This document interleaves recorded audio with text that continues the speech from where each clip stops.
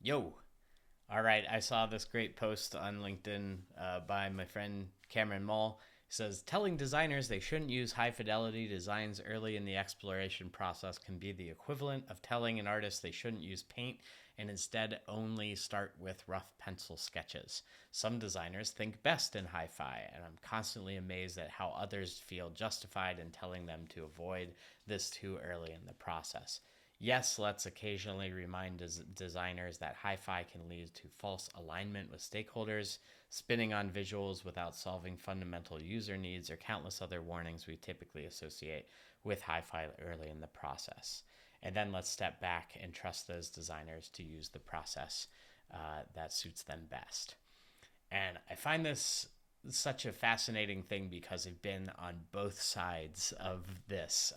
I've been that person that's like, please don't go creating three versions of this high fidelity comp, right? When we're just trying to figure it out what it is we're doing. Don't create the desktop, tablet, mobile version and sweat all the layout details and stuff like that, right? So what Cameron's alluding to is an important thing here, uh, and it's something that you know, again, I've been that person that's like, hang on, maybe don't do that.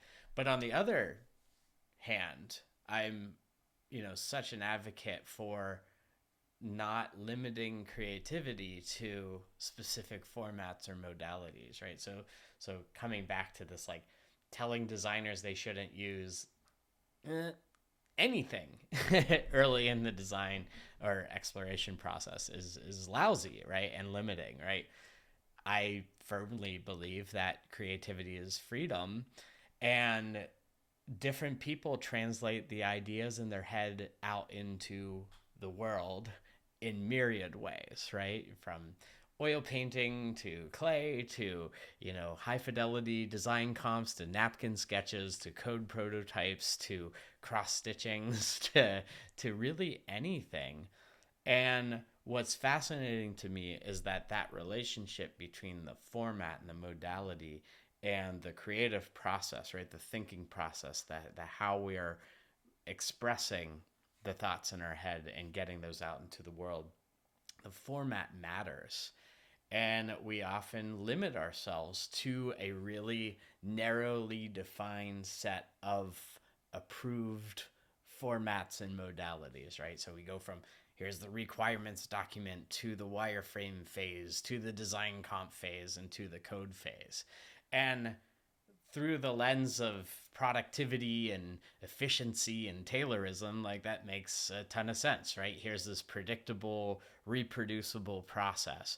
But from an innovation, from a true like design and creativity and generating novel and effective like solutions to problems, it's incredibly limiting and incredibly kind of damaging, right? I think so. There's a time and a place for everything, but especially in the early stages of any creative process, to artificially limit what is approved and not approved. Oh, this form, you can do this, you can't do this, right? This is really, really damaging because what it does is it limits the available avenues for creating, the best solutions to problems. So, really fascinating to me because on one hand, I'm that person that's like, don't go down these when I'm working with designers. It's like don't go too far down these icebergs, and I think that's largely it. It's less about like the high fidelity designs and more about the like we need quicker feedback loops, right? We need to be sort of collaborating on this stuff and designing this stuff together, right? So don't go off on your lonesome spending 4 days on a high fidelity comp when instead we should be, let's be quick, let's be collaborative here, right? But there's also sort of something to it as well because like I'm usually and the teams that I work with and our team is like, we work in code a lot, right? And so we hear the same stuff. It's like, oh, don't use code as a design material. And this is something that I've been, wrestling against and fighting against for, nearly my entire career.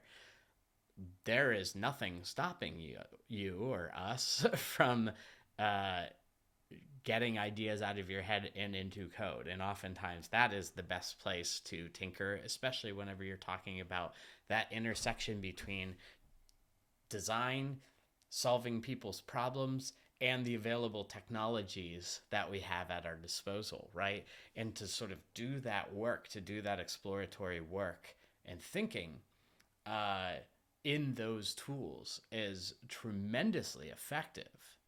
And what's really fascinating is that, like, again, how that goes against the grain, that breaks the, but wait, the step-by-step process for creating this stuff is that's not the sanctioned way of doing things. And so I'm here to, I guess, encourage people to challenge those assumptions, challenge those processes, that kind of linear waterfall, rigid, limiting process, because there's just infinite solutions out there. There's infinite ways of being creative. There's infinite ways of coming at a certain problem, and we need to be able to explore those things in order to create the most innovative, novel, and effective solutions, right? Like, let's not limit ourselves to, and frankly, let's just say it, it's like it's just a shitty, dehumanizing process half the time, right? Go from this, then to this, then to this, then to this. Like, how might we be more exploratory? How might we be more fun? How can we introduce more, kind of shake the snow globe kind of thinking, especially when we're talking about creative work and early exploratory phases of creative work, right?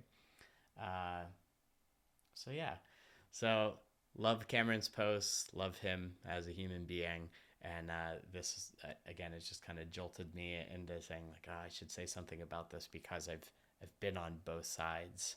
I feel like both sides of this. Wait, don't go too far down the hi-fi route, and but also let's not limit ourselves.